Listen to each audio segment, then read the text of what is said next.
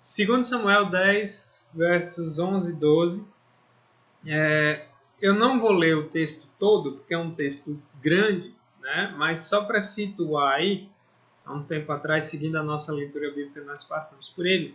Nós vemos a história aqui de Davi encarando os amonitas e os sírios, vocês sabem, né? Davi foi um grande rei de Israel.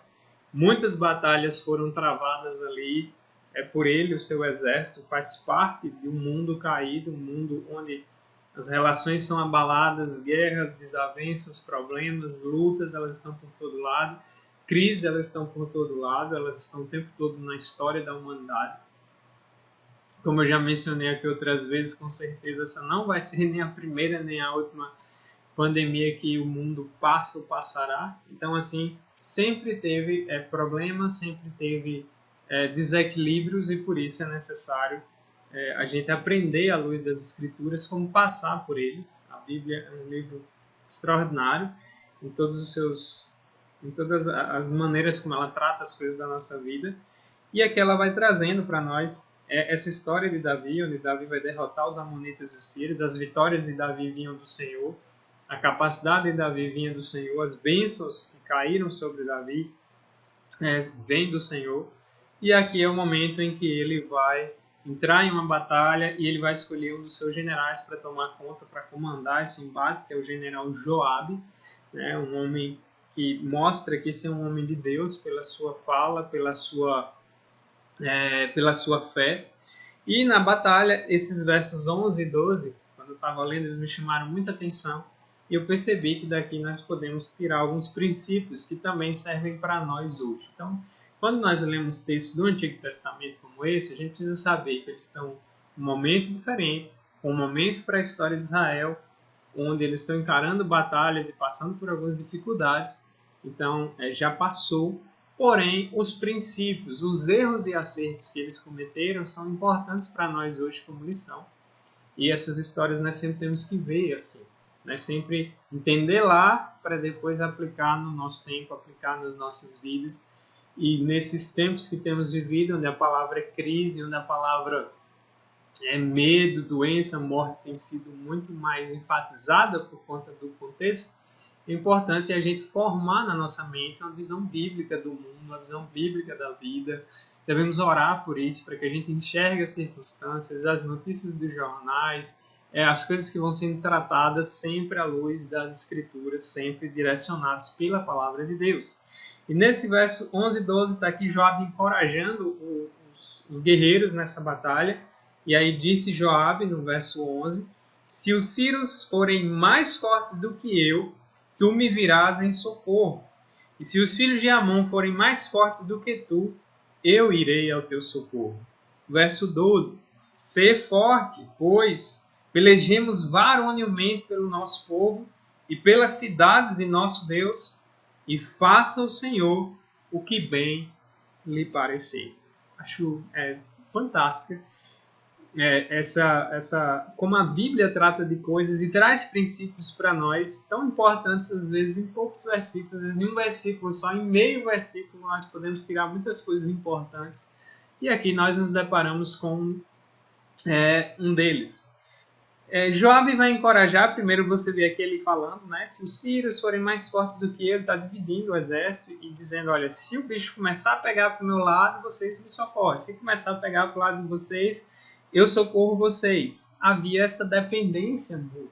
Quando se está numa guerra, numa batalha, e as guerras elas não deixam também de caracterizar um tempo de crise, a dependência fica mais visível. Em primeiro lugar, a dependência de Deus. Em segundo lugar, a dependência uns dos outros, a necessidade que temos uns dos outros. Né? Eu sempre me lembro do capítulo do livro do John Stott, Discípulo Radical, onde ele fala sobre a dependência. Eu já comentei certa vez na igreja, é um livro que vale a pena ser todo lido.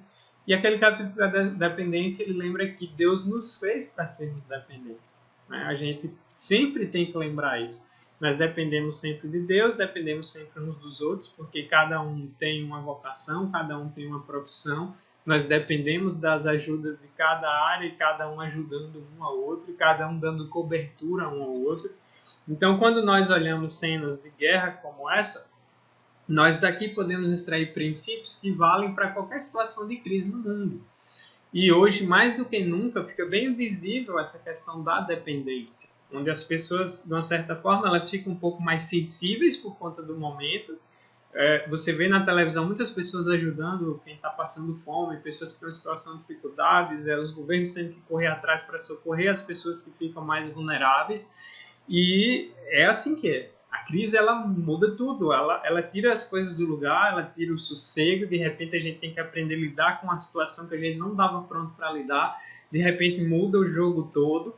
No caso deles era uma guerra, as guerras na história do mundo sempre trouxeram mudanças, aceleraram mudanças no decorrer da humanidade, não é diferente hoje. Às vezes a gente enfrenta guerras tanto no sentido físico, de uma nação ter que lutar contra outra, mas também tem as guerras que nós enfrentamos no nosso dia a dia. A Bíblia usa muito a figura da batalha, a figura do soldado, para descrever a própria vida cristã, que no mundo caído, hostil, perigoso, envolve também batalhas, uma batalha contra nós mesmos, nossa tendência pecaminosa, uma batalha contra o próprio Satanás e seus demônios, e uma batalha contra um mundo que não gosta da palavra, que é rebelde contra Deus. Então, o que não falta e não vai faltar nesse mundo até a volta do Senhor são batalhas, são guerras, são lutas a serem travadas, e essas lutas, elas vão sempre nos lembrar da nossa dependência do Senhor. Então, nos momentos de crise, e aqui a gente já vai tirando lições para a nossa própria vida, nós precisamos lembrar que dependemos uns dos outros, que temos que dar cobertura uns aos outros. E é interessante que Joabe aqui, como um líder muito hábil que era, ele vai encorajar as pessoas aí no verso 12, ser forte, pois, né? Joabe demonstra coragem e submissão a Deus aqui, e tinha que ter. É uma situação que não dá para você ficar titubeando muito. Nós estamos em um mundo onde a covardia tem sido muito grande. Nós estamos em um mundo em que os homens estão em crise, há uma crise de liderança, isso é sentido no mundo inteiro. Cada vez mais os homens são mais inábeis para lidar com as situações dos seus países, das suas cidades, das suas nações. São crises que a própria Bíblia já previa, mas nesses momentos mais tensos é que os grandes líderes eles acabam se revelando em tudo. Nós vemos as pessoas despreparadas tanto na questão pública quanto em casa. Muitos homens estão despreparados até para conduzir o culto nas suas próprias famílias, por isso que a gente enfatiza sempre a importância do culto familiar, a importância de a gente buscar pela graça de Deus fortalecer a nossa liderança no nosso lar, por conta disso e porque tem que ser algo constante na nossa vida. Então todas essas crises afetam a igreja, afetam a sociedade, afetam o mundo ao redor, e nós olhamos a figura de um Joabe e vemos a falta de muitos Joabes e outros líderes para lidarem com as dificuldades, porque nós também continuamos tendo inimigos hoje, e os tempos maus, os tempos de perigo, a gente precisa de coragem. Aqui é por isso que ele diz, ser forte, pois, lembrando que a maioria de nós nunca teve numa guerra desse tipo, mas na guerra você entra ali, você não sabe se você vai chegar no final dela, você vai ver amigos morrendo do seu lado, pessoas queridas morrendo do seu lado, e é um clima tenso, é um clima violento, sangue, corpos, e tudo isso vai mexer com a sensibilidade, com o emocional de uma maneira muito forte. Então, a gente precisa de coragem para enfrentar situações. A gente está num mundo que, se a gente não buscar coragem em Deus, a gente vai ficar tenso. Então, agora, nesse momento, nós precisamos pedir a Deus isso, nós precisamos enfatizar isso. Não é só uma questão de sentimentos, porque se você for honesto com você mesmo, a gente sabe que a nossa tendência é ser mais frouxo, principalmente diante daquilo que traz risco de morte. Então, quando nós estamos diante da morte, diante de uma situação que nós não temos controle, o medo bate na porta. Acredito que isso aconteceu com vocês também. Quando você começa a ver todo esse cenário, um cenário que não dá para você prever tudo, e a gente tem a consciência da fragilidade da nossa vida, a primeira tendência humana é o medo. Inclusive, o medo até faz parte do instinto, mas existe também um medo exagerado. E é por isso que a gente precisa de coragem, a gente precisa buscar forças em Deus para lidar com as situações, para enxergar a situação, para viver a situação e para encarar, porque vamos ter que encarar desafios na nossa vida em vários momentos, e a gente precisa da direção de Deus. Então Joabe está aqui encorajando o seu exército num tempo de perigo, num tempo mau. E aí ele vai dizer: pelejemos varonilmente, né, como homens retados, tenhamos coragem pelo nosso povo e pelas cidades do nosso Deus. Isso aqui é muito interessante, o apelo à unidade. Quando há uma crise, quando há uma guerra, e uma coisa que tanto o Antigo Testamento quanto o Novo sempre trazem, a importância da unidade.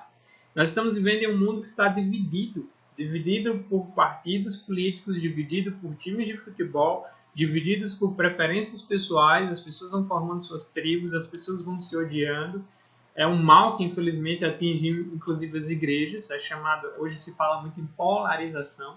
Pessoas vão para um lado, pessoas vão para o outro, defendendo ali os seus ideais, as suas filosofias, os seus políticos, e isso traz divisão, e a divisão é sempre ruim para uma sociedade, ela começa a se desintegrar, ela começa a ficar vulnerável à ação de maus políticos e de pessoas mal intencionadas, e a gente vive num mundo dessa forma. Infelizmente, muitas vezes a própria igreja se encontra dessa forma, e a gente precisa lembrar e orar pedindo a Deus para que tenhamos essa unidade. A bandeira deles era o Senhor. A preocupação deles, eles estavam encarando o inimigo à frente, mas atrás eles estavam defendendo as suas cidades, mas eles deixam claro, o nosso povo e as cidades do nosso Deus. O que unia eles é Deus. A bandeira deles é Deus. As batalhas travadas eram para a glória de Deus, a vitória era oferecida a Deus e era dada pelo próprio Deus, então eles tinham que se unificar. Nós precisamos também nos unificar. Né? Aquilo que nos une tem que ser maior do que aquilo que nos separa.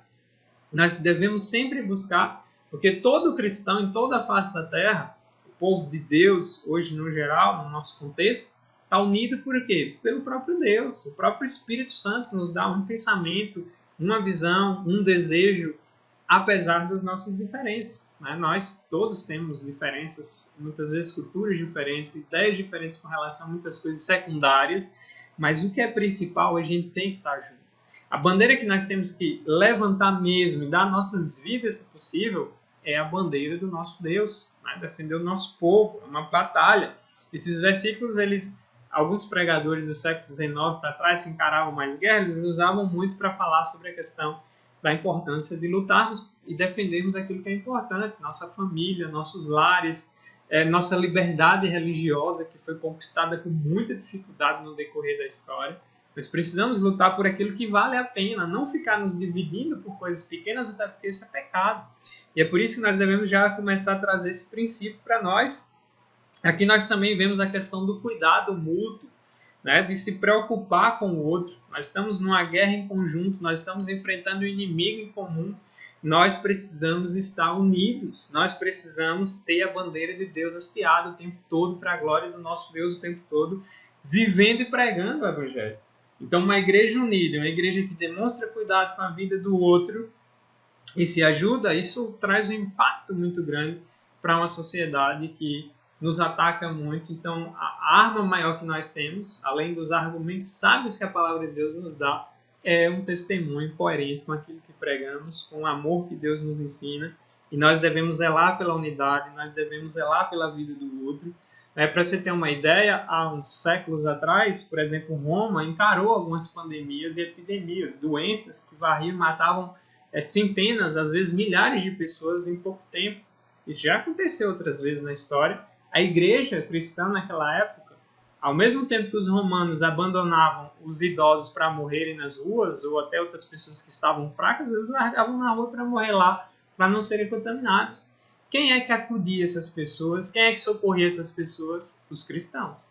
Os hospitais surgiram por conta da consciência daqueles irmãos do passado que se preocuparam em cuidar daqueles que não tinham condição de pagar um médico particular, ou de ter um bom acesso, como muitos tinham, e uma boa maioria, infelizmente, ficava excluída disso. Os cristãos foram lá e começaram a criar hospitais, santas casas de misericórdia. Claro que envolve também um pouco da influência do cristianismo católico, mas de todo jeito é a base cristã de amor ao próximo, de cuidado com aqueles que estão mais vulneráveis, foi que surgiu tudo isso. E a gente não pode esquecer disso nessa época. A gente está vivendo épocas difíceis, hoje a gente tem um pouco mais de recursos, mas ainda assim nós percebemos que não tem sido suficiente para lidar com as situações. Então, havia isso. A indiferença é um pecado. O partidarismo é um pecado condenado nas Escrituras. O próprio apóstolo Paulo, quando mostra lá as obras da carne, também vai trazendo essas coisas. Essa tendência a dividir, essa tendência a esquecer do próximo, esse individualismo, esse egoísmo que nós presenciamos é extremamente pecaminoso. Nós precisamos nos arrepender, nós precisamos orar para que a gente mostre ao mundo a fé verdadeira, o Deus verdadeiro, o Evangelho de Cristo, que tem que brilhar também através da nossa vida e do nosso testemunho. Então aqui nós nos deparamos com essa luta, a causa dessa luta, e a melhor causa para se lutar, sem dúvidas, é a causa do Senhor. Nossa batalha, o Senhor sempre vai nos lembrar lá na palavra, nossa luta não é contra carne e sangue. Nossa luta é espiritual. Né? Nós precisamos orar, nós precisamos labutar, nós precisamos pregar, nós precisamos hastear a bandeira do Senhor no nosso dia a dia. Isso é muito importante e são coisas pelas quais nós devemos orar. Então, o mundo precisa disso, eu preciso me importar com a vida do outro. O interessante é que aqui você está lidando com a batalha. Eles iam entrar na guerra, houve momentos que o Senhor deu vitória ao seu povo. Simplesmente sem pegar, nem levantar uma espada, Deus mesmo deu conta daquele povo que ele quis, mas em momentos Deus permitiu que o povo entrasse de fato na guerra e batalhasse, embora eles tivessem uma estratégia de guerra, preparasse o exército, preparasse as armas, preparasse tudo, ainda assim eles continuavam dependentes do Senhor. Interessante observar aí, né? Nós vamos lutar, pelejemos varonilmente pelo nosso povo, pelas cidades do nosso Deus. E aí eu gosto muito dessa parte do verso 12, faça o Senhor o que bem lhe parecer. Eles sabiam e tinham plena consciência de que o resultado final da coisa ia depender de Deus. Hoje, se a gente for aplicar hoje a situação que a gente vive, as medidas têm que ser trabalhadas, né? Os cientistas precisam se empenhar em melhorar, em cuidar, os políticos precisam aprender a se virar e muita coisa vai sendo revelada, as estratégias têm que ser montadas, os cuidados têm que ser tomados, são coisas novas, são dados que chegam toda hora, são previsões que chegam a toda hora. Então, assim, nós cristãos, independente das vocações que tenhamos, alguns estão na área de científica, ou médicos, enfermeiros e outros, temos que seguir as estratégias, as ferramentas que a boa ciência nos dá. Mas, assim como Joab fala aqui, e depois o resultado ou a nossa percepção, a nosso ideal tem que ser sempre faça o Senhor o que bem lhe parecer. Nós podemos tomar as melhores estratégias possíveis, mas se Deus não mudar a situação, não adianta nada, né? Não muda nada. Por mais que os homens melhorem a tecnologia e tudo mais, como tem acontecido, o resultado final quem vai trazer é Deus. Por isso que a gente não precisa ficar angustiado e assustado com as notícias da TV. Ultimamente você sempre vê cientistas que vão dizer, olha, provavelmente pode acontecer isso, provavelmente pode morrer X pessoas. Eles fazem sempre prognósticos em cima daqueles que eles têm no momento e são limitados com isso. Mas quem vai dizer o que vai acontecer no final é Deus. Quem dá a palavra final é Deus. Eu acho isso fantástico. Então, assim, ao mesmo tempo você tem pessoas que se preparam muito para fazer algo e depois no final pode dar errado, né? Você também tem a pessoa que às vezes nem se prepara tanto e aquilo dá certo. Ou seja, isso mostra que no fundo quem coordena tudo é Deus. A glória é dele, a história é dele, nossas vidas são dele, tudo pertence a ele. Então, numa batalha, devemos usar as melhores armas, devemos usar as melhores estratégias, devemos nos unir, devemos cooperar, devemos nos preocupar com a vida do outro, mas devemos lembrar e que seja feita a vontade do Senhor. Algumas traduções bíblicas trazem assim, o que o Senhor achar melhor, né, o que bem lhe parecer, e as versões mais modernas trazem que seja feita a vontade do Senhor. Né? Nós não sabemos como vai ser até o final. Nós temos que trabalhar, organizar, cuidar, seguir os parâmetros daquilo que é bom, mas sempre com esse foco. É Deus quem resolve. É Deus quem dá a palavra final. É Deus o único que pode garantir quem vive e quem morre. É Deus quem vai nos dizer como a história vai se desenrolar no final, apesar de nós. Então, em tudo isso, a Bíblia já está lembrando para nós que nós não somos os donos da história.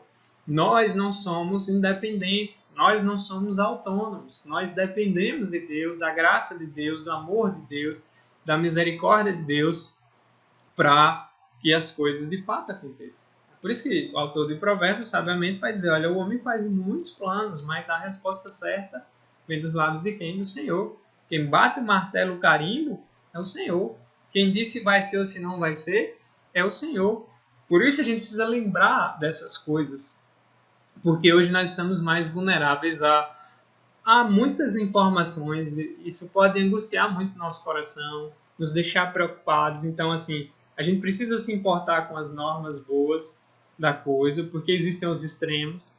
Tem pessoas que confiam tanto na ciência que elas esquecem de Deus e acham que simplesmente com conhecimento, tecnologia, a gente pode resolver tudo na vida e no mundo. Ao mesmo tempo, você tem aquela pessoa que, às vezes, imaginando que seja um ato de fé, despreza completamente a ciência. Nós encontramos esses tipos de pessoas na igreja, no geral, né? Tem sempre aquela pessoa que confia demais nos homens e nos prognósticos e nas coisas todas e acaba que ela até se angustia quando as coisas começam a sair do controle. E tem aquela pessoa que, mesmo no ato de fé, e acaba sendo uma fé ingênua ou uma fé destituída da base da doutrinária da Escritura, ela acaba dizendo, não, a gente não precisa acreditar em nada que o cientista diz. Né? Tem pessoas na igreja que até hoje, por exemplo, falam da previsão do tempo. Nada, é a previsão dos homens. Mas ela já está dizendo, é uma previsão do tempo, com base em instrumentos científicos que podem determinar se vai chover e a probabilidade de chuva. Mas tem pessoas que acham que se você acreditar na previsão do tempo, pegar o guarda-chuva para sair de casa, é um ato de você não estar tendo fé. Né? Por exemplo, tem gente que não quer tomar uma vacina porque, não, uma coisa da ciência, não preciso, basta eu ter fé e Deus vai me proteger. Isso é muito perigoso. Então a gente não pode ir nem para um extremo nem para o outro. A gente precisa estar com as armas na batalha e a estratégia pronta, mas a gente precisa também estar com a nossa fé firmada em Deus, sabendo que o nosso êxito e a nossa derrota vão depender do Senhor, vão depender do dono de cada coisa.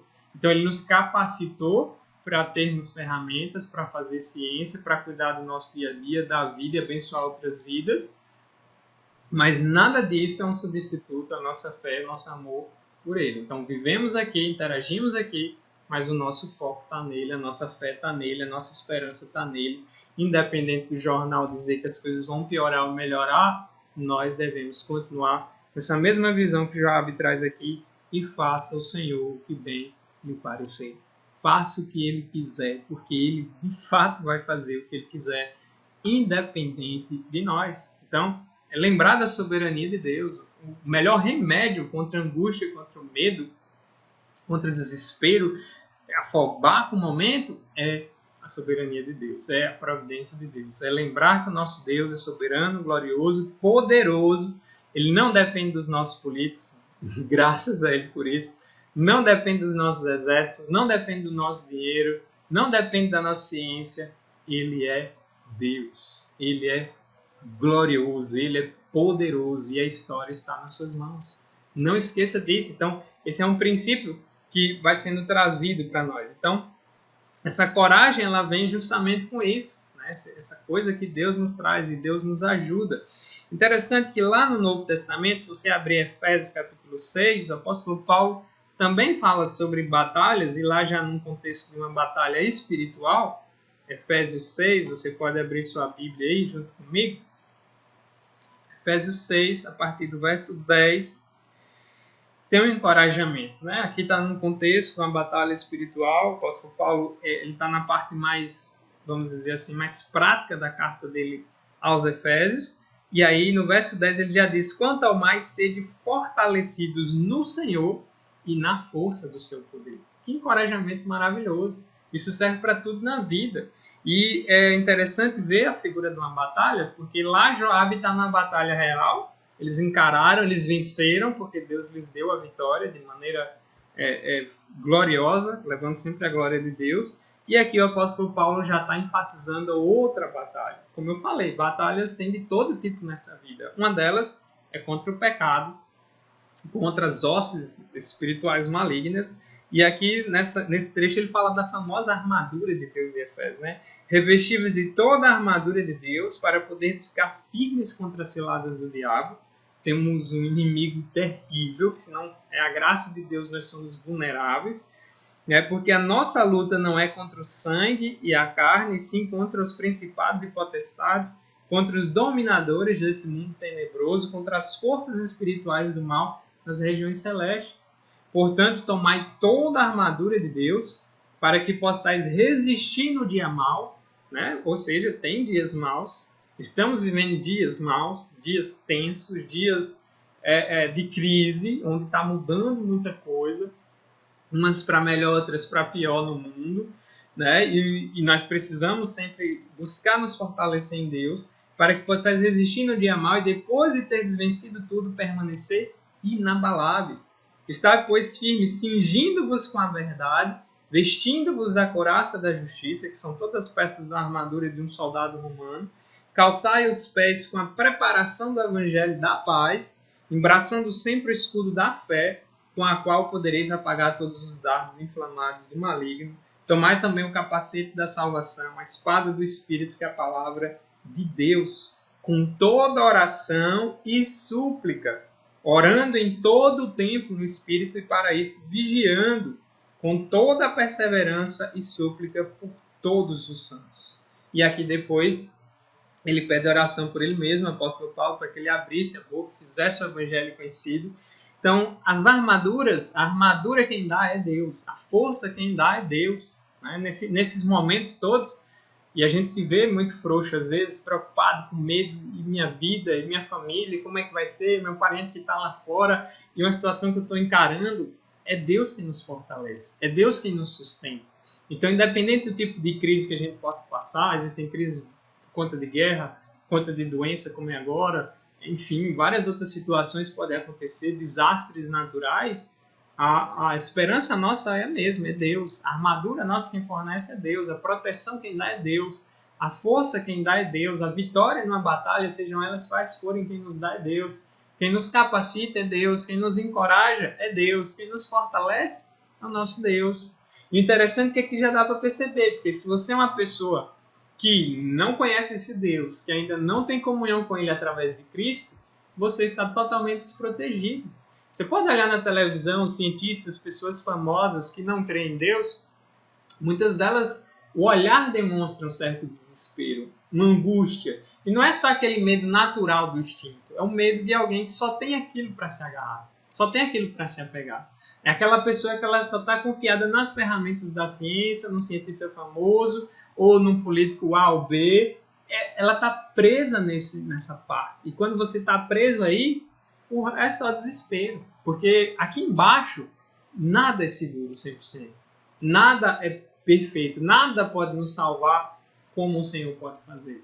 Então, se você não tem Cristo na sua vida, se você não conhece esse evangelho aqui da paz que pode calçar os pés, e a fé e toda a proteção do Espírito de Deus, significa que você está sem Cristo, significa que é desespero o tempo todo. Por isso que a gente precisa pregar o Evangelho para que as pessoas possam conhecer esse Deus, ser salvas por eles e assim também protegidas e capacitadas por Ele, mesmo para os tempos mais difíceis. E esse é o segredo de passar pela crise, de passar por esse momento olhando firmemente para o autor e consumador da nossa fé. Então ele vai nos dar força para vencer os inimigos internos, o nosso próprio coração, os nossos pecados e as nossas tentações, que elas nos acompanham o tempo todo. Né? Ele vai nos dar força para vencer um mundo que nos seduz o tempo inteiro com as suas promessas, com o seu brilho, com o seu poder, com o seu dinamismo e a fama e tal e tudo mais, os seus prazeres. E ele também há de nos proteger contra as hostes malignas de Satanás e os demônios que tentam, que causam várias sortes de males. Deus nos protege de tudo isso. Deus nos guarda de tudo isso. E Deus até nos protege do efeito da morte, do pecado, pela graça dele, através de Cristo, nos dando a salvação. Então, nós temos todos os motivos do mundo para passarmos pelas crises com coragem, com força, né, com esperança, não só no nosso próprio coração e na nossa vida, mas também sendo nós agentes de encorajamento para as pessoas ao redor. Familiares, amigos, pessoas que estão angustiadas. Tem muita gente nesse momento passando por problemas emocionais, crise de ansiedade, depressões, está se agravando mais, profissionais de saúde. Hoje eu conversava com um irmão que é enfermeiro, que está na linha de frente aí em uma cidade que está bem atingida por isso, E ele me conta que vários profissionais de saúde têm sido atingidos por problemas emocionais muito fortes, né? E não é por menos também. Então, por isso que nós devemos orar por essas pessoas e sermos agentes de encorajamento dessas pessoas, né? Até dizer, olha, estão aí na linha de frente, eu estou aqui na retaguarda orando por vocês, porque eu sei do poder que o nosso Deus tem para guardar, proteger e guiar qualquer pessoa em qualquer situação. E nós devemos nos manter firmes nele. Nós devemos nos manter seguros, porque a armadura dele nos protege de coisas bem terríveis. Ele nos segura, ele nos guarda, né? E nós devemos traçar a estratégia, montar um plano, as armas e lembrar, como Joabe nos lembra lá, faça o Senhor o que achar melhor. Faça o que bem parecer. Devemos fazer a nossa parte, devemos nos organizar, devemos colaborar naquilo que é correto, daquilo que as autoridades nos instituem, né? Mas a nossa esperança está no Senhor.